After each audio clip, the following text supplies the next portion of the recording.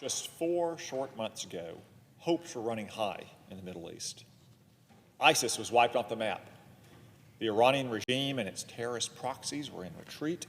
Israel was forging historic peace deals with its neighbors. All along the way, the United States was instrumental in this progress.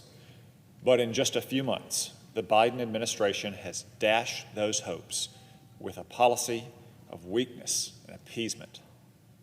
The forces of terror are again on the march. Pillars of smoke and fire are rising from Tel Aviv and the holy city of Jerusalem. The assault on Israel by terrorist groups like Hamas and Palestinian Islamic Jihad is the latest and most concrete evidence yet that the Middle East is spiraling toward chaos. But instead of standing firm with Israel, the Biden administration's policy of endless accommodation is fanning the flames of conflict. The president should show strength. Instead, he's broadcasting indecision and weakness. Our greatest ally in the Middle East is under attack, yet the Democratic Party refuses to say we stand with Israel. The night sky over the Jewish state blazes with the starbursts of intercepted rockets. The Biden administration only offers muted calls for restraint. Where are the righteous denunciations of the terrorists responsible for these repeated, premeditated, and unprovoked attacks? Where are the statements of solidarity with Israel? Please, from this administration, from this Democratic Party? We can't even get the president's spokeswoman to say that the United States would help resupply munitions for Iron Dome, Israel's life-saving missile defense system. So this afternoon, let me provide a little clarity that the president and his party appear incapable or unwilling to articulate. The fault for the death and destruction in the streets of Tel Aviv, Jerusalem, Gaza, and the West Bank lies not with the Israeli government, much less with the Israeli people. The belligerents in this conflict aren't morally equivalent, the way it's often presented in supposedly enlightened circles. Put simply, there are good guys and there are bad guys. Israel seeks peace. Terror groups seek death and destruction. Hamas and Palestinian Islamic Jihad are not legitimate state actors. They don't speak for the Palestinian people and don't truly care about them. These groups are terrorist organizations run by evil men who commit evil acts in pursuit of the evil dreams of an evil ideology.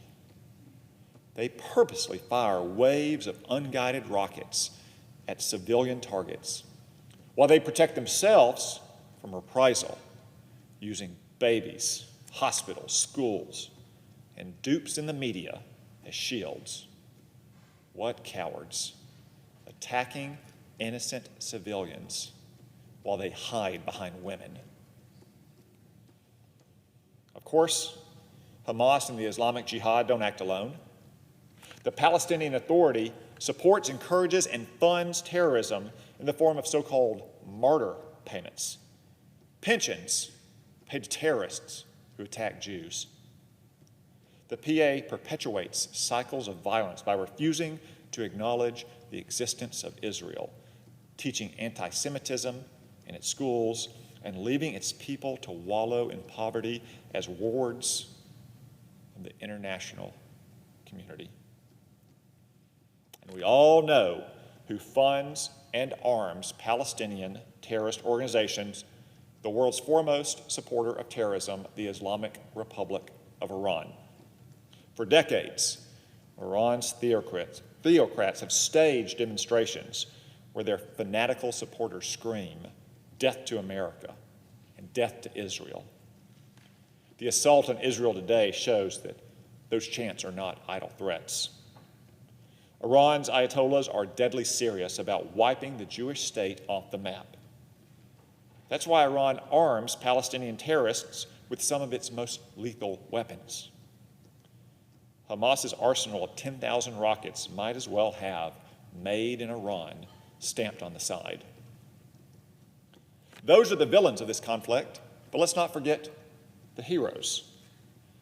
Standing courageously against this organized onslaught is the State of Israel, our closest ally in the region. Over the past week, terrorists have fired approximately 3,000 missiles and rockets into Israel.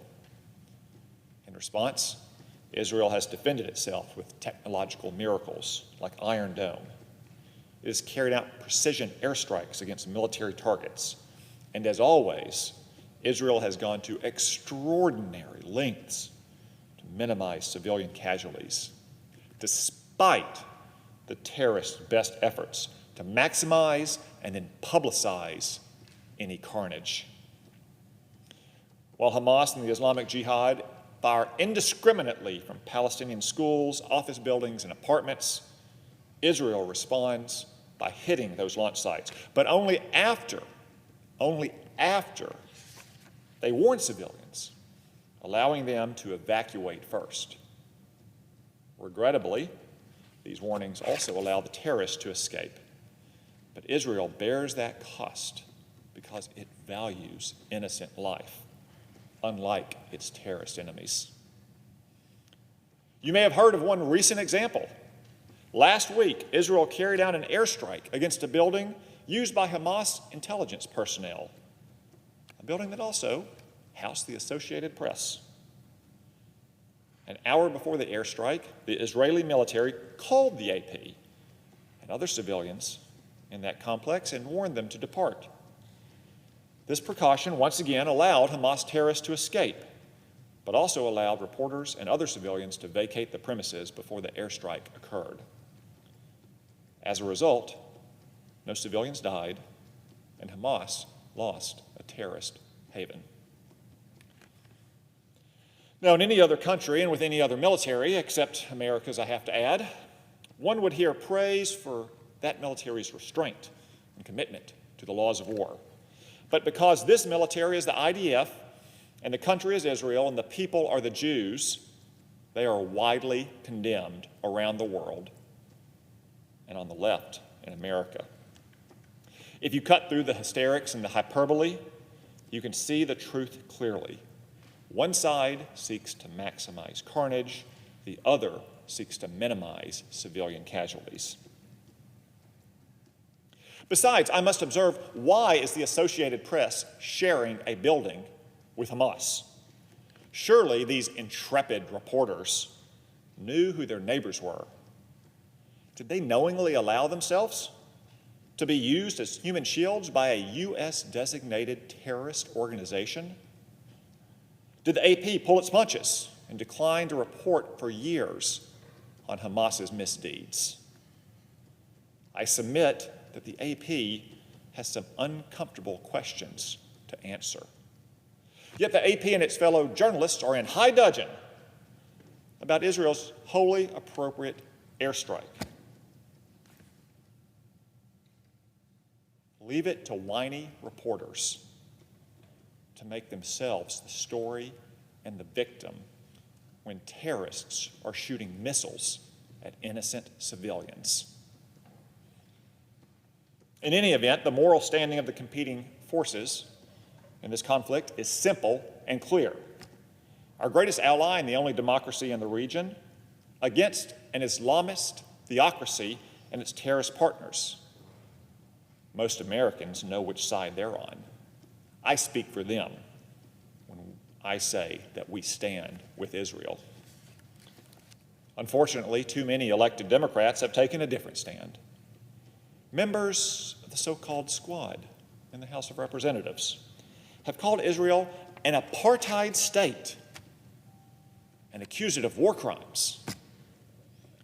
Remember, these aren't obscure backbenchers. Many Democrats herald these representatives as the future of their party. Meanwhile, 27 Democratic senators have called for an immediate ceasefire to the conflict. Even the Democratic floor leader, who has long styled himself as Israel's great defender, has joined this moral equivalence, calling for an immediate ceasefire.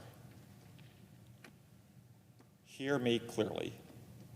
The hand-wringing calls for a ceasefire are tantamount to Hamas propaganda. Both sides are not the same in this conflict, no matter what the Democrats naively imply. If Hamas puts down its weapons, there would be peace. If Israel puts down its weapons, there would be no Israel. Thankfully, Israel's leadership is resolute, united, and committed to victory. The United States should respond to this terrorist onslaught with equal resolve. That means we should get Israel the time, space, and resources to destroy Hamas's war machine and protect its own people. We should also ensure that Israel has the military hardware to weather this crisis. Hamas may have as many as 10,000 missiles, rockets, and mortars held in reserve. Meanwhile, Hezbollah lurks to the north with many times that arsenal. We should therefore endeavor to ensure that Israel has more interceptors for Iron Dome than Hamas has rockets to kill Israelis. Moreover, we ought to cut off aid to the Palestinian Authority until we can be absolutely sure that not a dime of taxpayer money is being used to buy and build rockets or pay pensions for murderous terrorists. And finally, the Biden administration ought to immediately end its misguided flirtation with the theocrats in Iran by recalling its chief negotiator and appeaser, Rob Malley, from negotiations in Vienna. The Biden administration re-enters the failed Iran nuclear agreement and grants sanctions relief to the regime in Tehran in very short order. That appeasement payoff will be converted into rockets aimed at Israel, as well as American troops throughout the region. While Israel is under attack, we've heard plenty of talk and mealy-mouthed statements from politicians. But in this moment of crisis, Israel needs more than words. Israel needs and deserves our full support to defend itself and its people and to achieve a just and lasting peace. Madam President, I yield the floor and I note the absence of quorum. Clerk will call the roll.